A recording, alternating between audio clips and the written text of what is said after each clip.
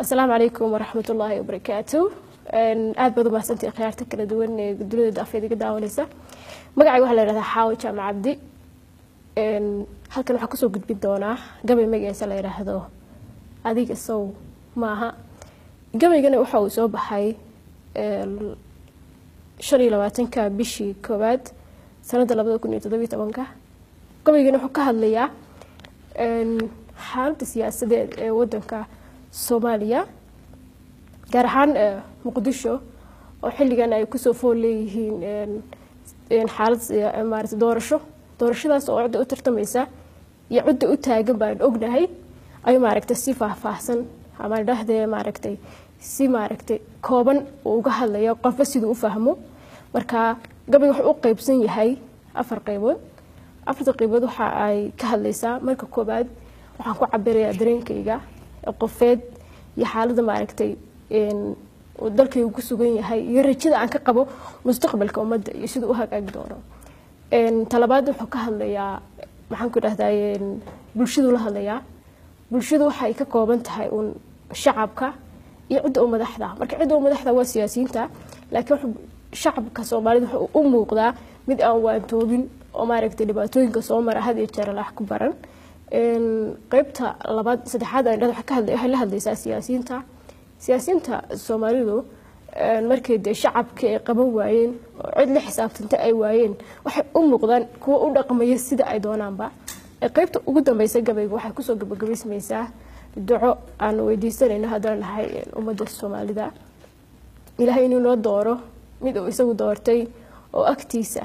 laga jecel yahay. gabaygu waxa la yiraahdaa Adiga Sow maaha. wuxuu leeyahay asku gabay oraahiya tilmaan ila xirkii maanso kol haduu afaco aadamaha eray abwaan sheego indheer garad horeetaa eebyo awdalo xidhaye ana uurka kuma hayninaan siyo dorasaaye xilka eebo oogada saliyo adhaxda ii saaray ayaa aamus ii diiday iyo inaan adkaystaaye kol ararta maansada indheer kama ilaasheene utun iyo xanuun iyo siday eeba igu raagtay afku ima haraadeen sidaan u leeyahay isho ima ilmeyseen sidoo aabahay go'aye arlaygayga hooyaan arkaa eelinuu galay orgobaha ku duulaan arkaa iyo ujeedkiisa amuurtu alkumayaan ogahay aayo xumadeeda ummadayda hurdaan aqaan amagsanaanteeda able bay u dhiibtaa ninkii laayo ubadkeeda asad bay u bixisaa ninkii aasa dumarkooda waa uu nirdaha uga hortaga kii arjumilaaye waa uu aqoon-yahanka iyo eeday odaygooda abidkeedu waxay eedabay daba ordaysaaye Soomaaliya ayaan darindhaas oo ma kala qaadid afarta qalbiga oo iyo alladkiisii dhee afar kalena waa iga su'aal shacbi duufowe ayaamaha isrogay waqtiga kuwa tirinaya iftiinkiyo habeenka isbedelay baha taariikhda abaartiyo baadkeegu iyo aayadaha eebe aqoon iyo miyeedaan ka baran aragti dheeraada in haduu agnaan shalay ahaa iyo ardaaliita inkastoo in badan aragtidii weydo inkastoo adduunyada dhamaan adinku soo meero inkastoo ilwaad quruxsan iyo aalad kula yeesho ma ilowda eegana inaan garasho loo iibin ama soore adigoo il darangaajadiyo oonka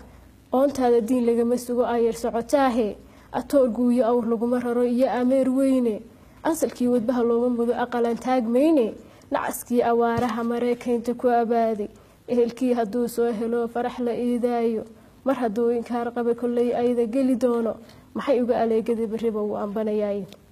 afarta ogeysiis bulshiyada fataabsinde afar kale siyaasiga aradan in qoshagiida orgigaan u dhiibtay ninkii maqal ardaa joogta ama iyo intuu soo guriyo ay ka celin waayay misna geela igu aamin yiri Adiga Sow maaha. irbadii inay irin madaba lagala aynaaday ee tiri afbaangeed ku jiray Adiga Sow maaha islaantii qoryaha urursatay xaaba idilkeedba itaalkeedu goortuu hakraday ee la kici weyday in kale tii biiri tiri Adiga Sow maaha. midka ololihiisii darhaad beenta ku afuufay ee yiri anaa geyn bulshada aaran iyo doogba misna ololka gaaska ugu daray Adiga Sow maaha. ninka inamadiisii gatiyo aradka ciidiisa ee cadow amaan uga dalbaday Adiga Sow maaha. arsaaqdiyo nibcada kii dhulka ugu loo dhiibay ee waliba aan yoosi tagay Adiga Sow maaha. aarkii dafiray ee inkiray bari awoodiisa ee jiirku iimaha ku dilay adiga soo maaha waxba aad ku cajiib wax kamid ah qof islaam ah oo ilaahay islaam ka dhigay oo islaam awood islaamnimo haysta oo midii Soomaalinimo haysta oo dhul qaniya haysta oo dad maaragtay dawladnimada iyo u bisil oo haliilay haysta oo haddana ay u talinayso markaas waxa ka dhigay inuu yahay libaax ay u talinaysa maaragtay bisad iyo maaragtay jiid martay haduu qalbiga libaax laga noqdaaba jiid laga noqday muuqaalka iyo maaragtay awoodda ah haysto waxa ku bantarto ay taasi markaa inta u tahay afariirka ashqaraarka iyo taalo ama kaagay adoo shalay xilkaan ku igmaday oo finkari waayay ayaad iminka aniga iltiri iyo akhrinaysaayay warma ida aqdaa tahay maxaa idabta ku diiday arrin kalena aan kuugu xiro obacdo weeyaane arrin kalena aan kuugu xiro obacdo weeyaane ifka laguma waaro dunida way afjarantaay uquubada ka dhowrsada qabra lagu arooray afarta abqari hooga tuskii iyo abaartiide afar kalena alla bariga iyo tugmada ilaahde allahayow adduunyada adaa sugay abuurkeeda adaa aadam iyo xaawo iyo uumiyaha beeray adiga udgoonow rasuul amar soo dhiibay adaa iilka iyo aakhiraba diinta ku asteeyay adiga islaam naga dhigiyo qoona deeq badane allahayow bariyada naga ajiib ku ergaanahay dalkeena la kala oodayee gaalku kala awday allahayow amiir nooga goro odo fashaydaanta oo nabadda noo iba furo daba cirmaaneeya nagu aadee boodaan ku irkaninaay dadka ururajaan laga dhigay kala ufoonaya ee kala irdhoobay qabiil ku ibtiloobaya amnikii ku maamulay intuu aarsi naga reebo nagu aadee bow adaan ku irkaninaay asli waa kitaabkee midaan diinta iligsiisan oo aan ibliiskiyo kufriga daba idaafaynin ilmihii agoontiyo dadkaan sumcu aafeeyey ilbiya la midkii geynayay tooma ubax saaray nagu aadee boodaan ku irkaninaay isticmaalku ku ababiyay ulaha loo dhiibtay ee isirka Soomaaliga ina adeerkaya urgumiye wuxuu igu wadaa uubla ii qodaye lacag mar ilaahow adaan ku irkaninaay sida aad ka dareemayso maasada qaybaha ugu dambeeya hadii aan ku ducaystay hal door meteli kara mid dhaqanka diinta iyo dadnimada iyo maskaxda wanaagsan ku meteli kara ummadda Soomaaliyeed kuna hogaamin kara waxaan ka ducaysanayaa midkii uu lahaa qaasim lixdameeyadii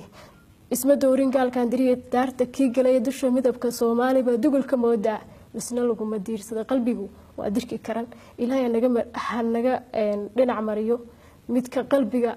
iyo maaragtay qulubta qoomiyada kala ka ah islaamka iyo maaragtay Soomaalinimadana wajiga ku sita ilaahay kaas dhinac naga mariyo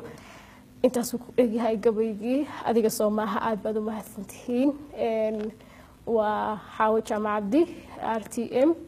iyo runtii farsamayaqaankayga Cabdisamed Xalliye halkaas aan ka arkayaa iyo walaalkay Mahad iyo dhamaan asxaabta kala duwan ee fududeysay inay soo gaaro waxaan leeyahay way mahadsan yihiin adinkana waa mahadsantihiin salaamu calaykum waraxmatullaahi wabarakaatuh